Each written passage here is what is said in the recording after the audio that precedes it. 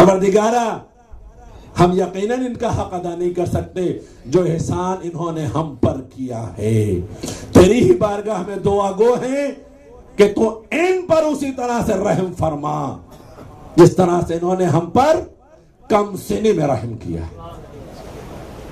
کم سنی کا رحم آپ بھی جانتے ہیں، ہم بھی جانتے ہیں. والدین بہت اچھی طرح سے پہچانتے ہیں.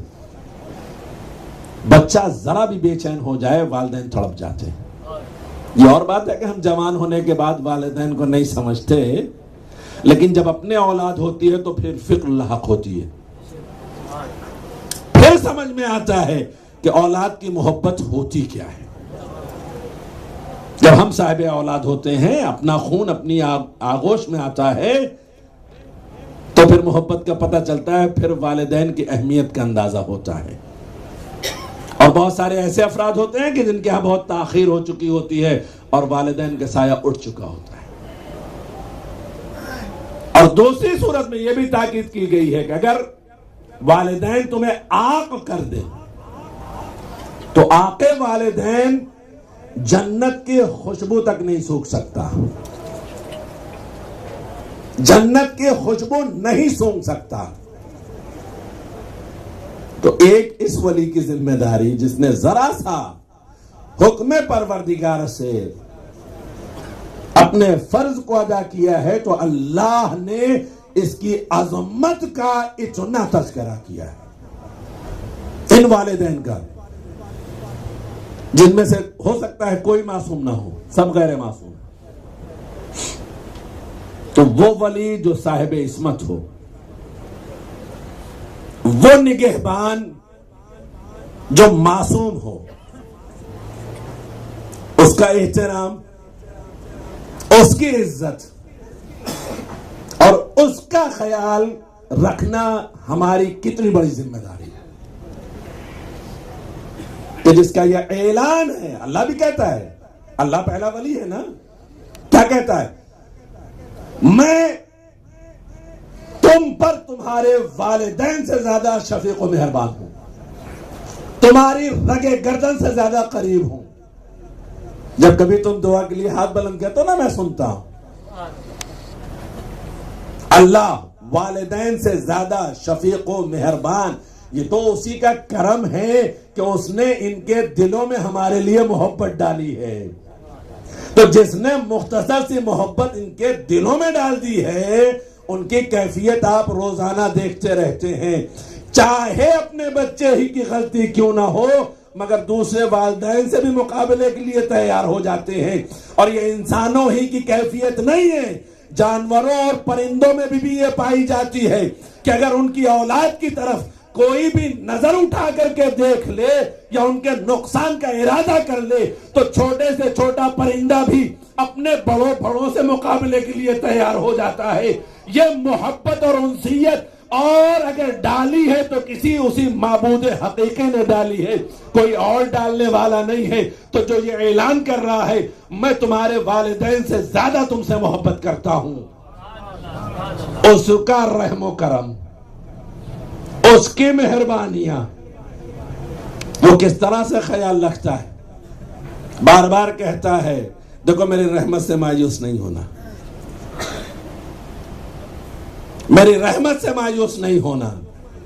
لیکن معصوم کیا کہتے ہیں؟ لا تقنطوا من رحمت اللہ کے اس جملے کو پڑھنے کے بعد جری بھی نہ ہو جانا. کہیں ایسا نہ ہو کہ وہ یہ کہہ رہا ہے میری رحمت سے مایوس نہ ہونا، میری رحمت سے مایوس نہ ہونا، تو گناہوں کی تکرار تمہیں جری بنا دے. اور اگر کہیں ایسی جرت پیدا ہو گئی تو یاد رکھنا کہ وہ قہار و جبار بھی ہے، غضب بھی ڈھاتا ہے نافرمانوں پر. لہذا اس کی رحمت کا غلط مفہوم نکالنے کی کوشش نہ کرنا کسی بھی صورت میں.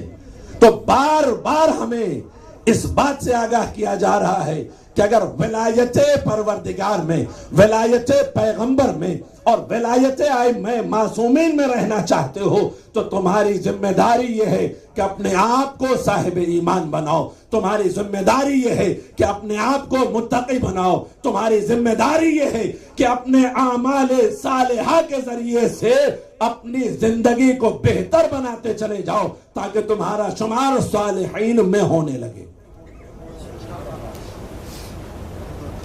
ولایت پروردگار، ولایت نبی اور ولایت ائمہ میں یہ ضروری ہے۔ ہاں باقی اگر یہاں سے آپ نکلنا چاہتے ہیں تو اللہ نے کسی کو باؤنڈ نہیں کیا ہوا ہے، اللہ نے کسی کو پابند نہیں کیا ہوا ہے، اللہ نے کسی انسان پر بھی کوئی جبر قائم نہیں کیا ہوا ہے۔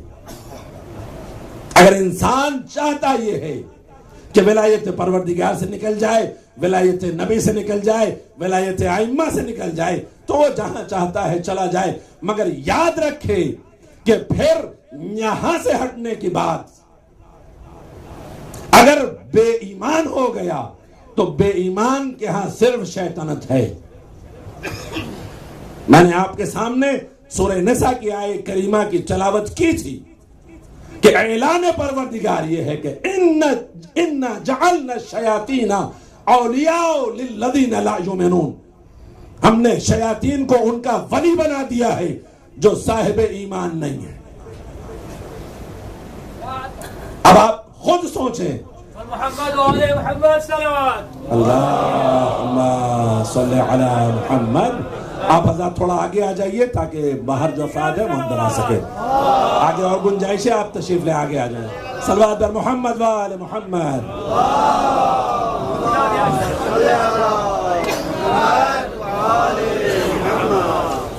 بارے دیگر صلوات صلی علی محمد۔ اب یہ ہمیں اختیار یہ ہے کہ ہم چاہیں تو اللہ کی ولایت میں رہیں، رسول کی ولایت میں رہیں، ائمہ کی ولایت میں رہیں، یا شیطان کی ولایت میں چلے جائیں۔ دو ہی طریقہ کار ہے، مومن بن کر کے اس طرف رہ جاؤ اور غیر مومن بن کر دوسری طرف چلے جاؤ۔ دو راستے ہیں، اختیار ہے جیسے چاہو۔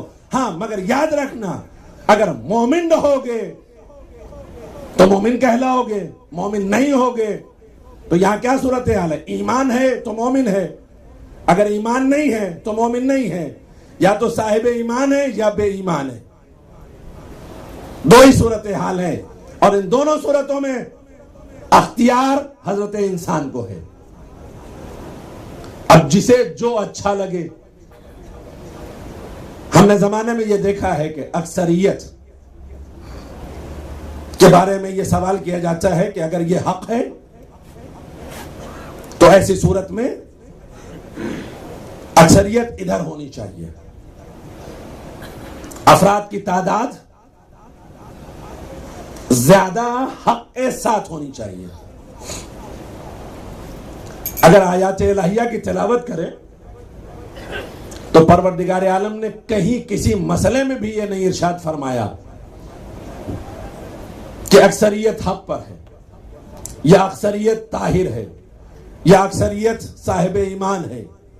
اور عملی طور پر بھی تاریخ انبیاء میں بھی کہیں پر اکثریت نبی کے ساتھ نہیں رہی۔ جتنے بھی انبیاء ہیں سب کی تاریخ اٹھا کر کے دیکھ ڈالیے، اکثریت کہیں پر بھی حق کے ساتھ میں نہیں رہی ہے۔ تو اکثریت کا بے دین ہو جانا یا حق کو چھوڑ دینا، اس کا مطلب یہ نہیں ہے کہ حق بہتر نہیں ہے۔ حق حق ہے، یہ اور بات ہے کہ باطل اکثریت میں ہوتے ہیں۔